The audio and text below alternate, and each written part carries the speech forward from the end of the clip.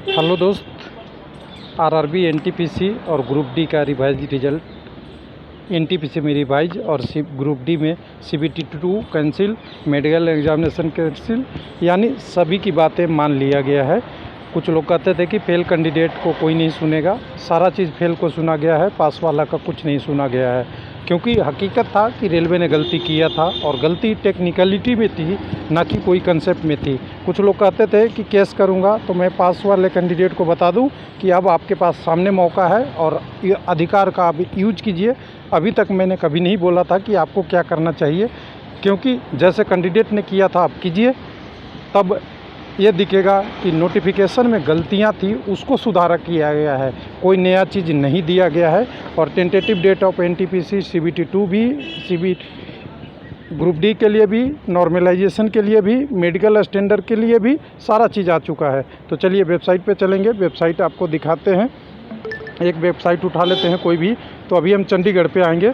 चंडीगढ़ पे 10 के डेट में आ गया है। रिकमेंडेशन क्या था उसको डिक्लेरेशन मान लिया गया है और सारी चीज़ें उन कैंडिडेटों के फेवर में है जो कैंडिडेट फेल हुए थे, क्योंकि उनकी राइट बनती थी, उनकी कंडीशन यही थी कि फेल वाले कैंडिडेट अब क्या होंगे, कितना जाएगा कट ऑफ। शाम को थोड़ा वीडियो अपडेट करेंगे। अभी हमें जो अभी डिटेल आया है शॉर्ट रूप में आपको बता दूं, और इसको मैं शॉर्ट रूप में अगर कहूं पढ़ूं बिना पढ़े एक बात बता दूं कि एनटीपीसी सीबीटी 2 में 20 गुना कैंडिडेट जाएंगे।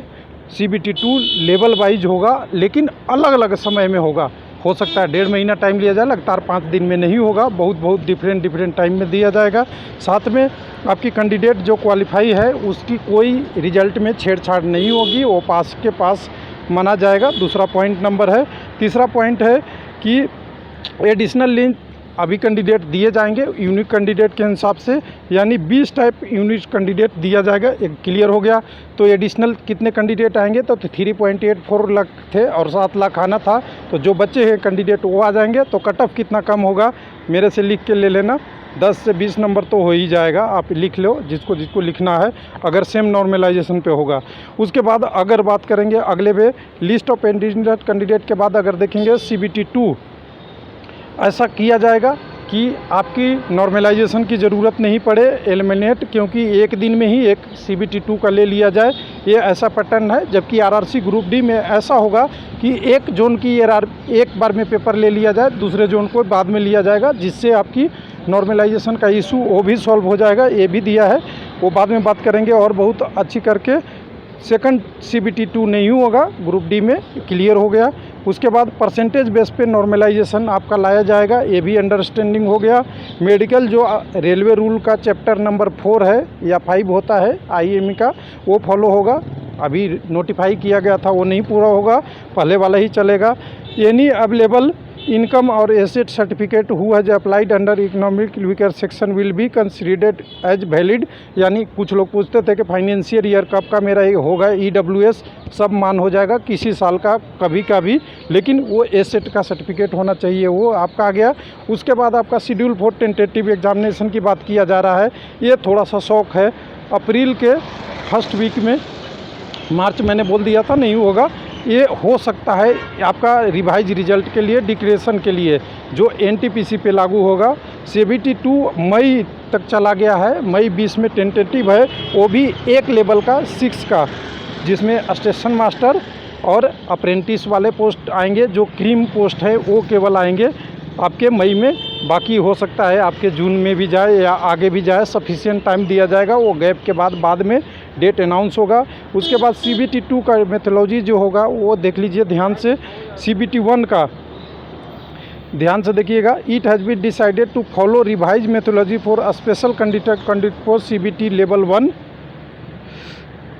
For eliminate second has 2। Methodology change होगा, कुछ नोटिस आएगा कि सीबीटी 1 में कैसे रिजल्ट डिक्लेयर किया जाए जिससे अच्छे कैंडिडेट पास हो। ये भी एक रिवाइज हो गया, बहुत बड़ा चेंज हो गया। सीबीटी 2 की ज़रूरत नहीं पड़ेगा इसके लिए। अगर मेथोलॉजी चेंज होता है तो इसमें एक चीज़ और ध्यान रखिएगा, इससे एग्ज़ाम कंडक्टिंग एजेंसी के जो लोड पड़ेगा वो भी करे होगा। और ग्रुप डी के एग्ज़ाम जुलाई के बाद हो सकता है। तो गया ग्रुप डी 22 में, अब गया आपको जुलाई में अगर होता है तो 22 में आपकी कुछ नहीं मिलने वाली, 2023 से आपकी ज्वाइनिंग वगैरह प्रोसेस होगा, क्योंकि 22 में अगर जुलाई में एग्ज़ाम होता है तो पीईटी एग्ज़ाम होता है, मेडिकल एग्जामिनेशन होगा, लास्ट तक कुछ लोगों को ज्वाइनिंग भी मिली तो फिर आगे चला जाएगा। यानी सारी की प्रोसेस अगर देखें 1 बाई 1 यहाँ से, तो यहाँ से जितने पैरा बुलेट हैं ये 1 बाई 1 से लेकर के और डेट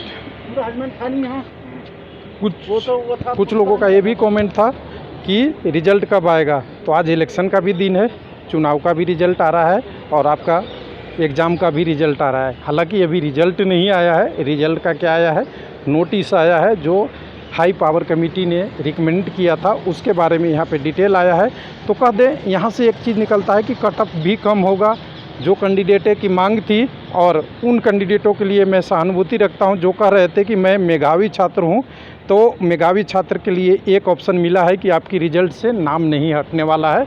और मेधावी हैं तो CBT 2 में मेधावी जैसा प्रदर्शन कीजिए, अच्छा प्रदर्शन कीजिए, आपका सिलेक्शन सुनिश्चित हो जाएगा। लेकिन अगर गलत मेधावी हैं तो आपको इसका बेनिफिट नहीं यहाँ मिलने वाला है, क्योंकि कंपटीशन में अब 7 लाख लोग आएंगे, 20 टाइम यूनिट कैंडिडेट आएंगे, सबके साथ आपको कंपटीशन करना पड़ेगा। और कंपटीशन में हमें लग रहा था कि CBT 2, मैंने पहले बोला था कि CBT 2 हो सकता है लेवल वाइज कर दे, लेवल 1, 2, 3, 4, 5 का अलग अलग कर के नहीं, ग्रेजुएट और अंडर ग्रेजुएट किए, वो नहीं किया है। यहाँ पे लेवल जितने थे वही होंगे, बस यूनिक कैंडिडेट 7 लाख होंगे, लेकिन नॉर्मलाइजेशन वगैरह की पैटर्न चेंज होगा।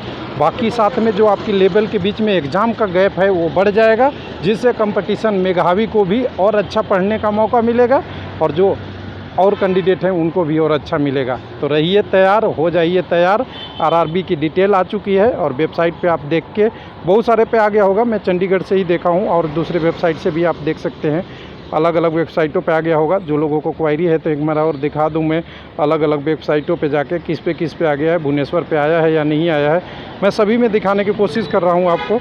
ये देखिए, ये तो आ गया आपका जो इस पे आया है चंडीगढ़ पे। भुवनेश्वर पे देखते हैं क्या स्टेटस है। भुवनेश्वर पे अभी नहीं आया है, शायद नहीं आया है। उसके बाद और भी वेबसाइट देख लेते हैं 1-2 किस पे आया होगा। मैं कोशिश करना है सभी चीज़ों को आपको। चंडीगढ़ तो ऑलरेडी हमने देख रखा है, चेन्नई पे आनी चाहिए। चेन्नई तो नोडल ऑफिसर है RRB NT ऑफिसर का, नोडल के टर्म में इस वैकेंसी को डील कर रहा है। यहाँ पे भी नहीं अपडेट आया है। और किस पे आया है एक आध बार देख लेते हैं। अब आप अपने भी से भी जाके देख सकते हैं। मुंबई पे मैं ट्राई कर रहा हूँ कि मुंबई पे क्या है, क्योंकि मैंने देखा चंडीगढ़ में मिल गया। हाँ, एक चीज़ और जगह मिल गया है मुझे ये नोटिस, तो इम्पॉर्टेंट नोटिस यहाँ पे आ गया है, यहाँ पे शायद आ गया, देखिए, regarding the high power committee. Mumbai में आ चुका है आपका नोटिस के रूप में, यहाँ से भी, मुंबई से भी डाउनलोड कर सकते हैं आप। और ये मुझे सबसे पहले पैसे पता चला, तो लोगों को मैं बता दूँ, लोग भी बहुत तेज़ हैं, अपनी अपनी सारी चीज़ें करते रहते हैं।